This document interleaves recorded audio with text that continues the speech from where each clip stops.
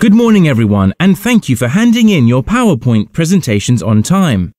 Today, I'd like to discuss a few points that I think you should try to improve next time you prepare a presentation so as to make them more effective. Generally speaking, using a PowerPoint slideshow can be a great tool to highlight your main points and make them more memorable. Most people think that a PowerPoint presentation is easy. However, if not designed correctly, PowerPoint can detract from what you're saying and leave the audience feeling lost, overwhelmed, or distracted. So, how are we going to utilize this tool to our advantage?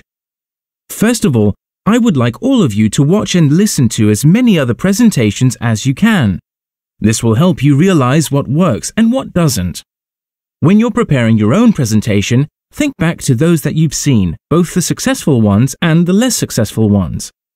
What was it about that one slideshow that captured your attention, and why was that other one so difficult to follow? Now, apply these insights to your own presentation. When creating your PPT, remember to keep it simple. Stick to the 5x5 rule. 5 lines of text per slide with no more than 5 words per line.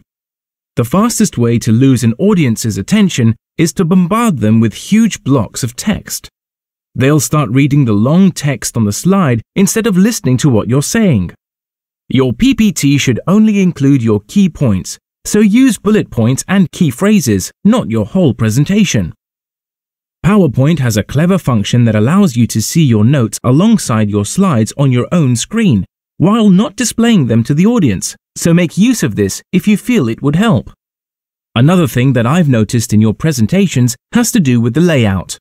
There's no point in using slides at all if your audience can't read what's on them. This is a very common mistake, and one that is so easy to avoid.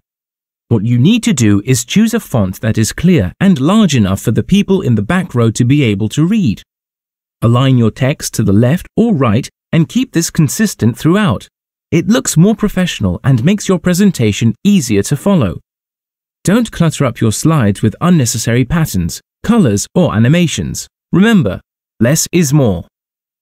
That being said, sometimes a well-designed diagram, a high-resolution picture, or even a short video with a strong message can have a greater impact on the audience than any speech.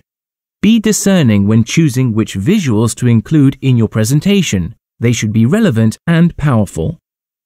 And finally, once you've finished preparing your presentation, you need to practice it as much as possible.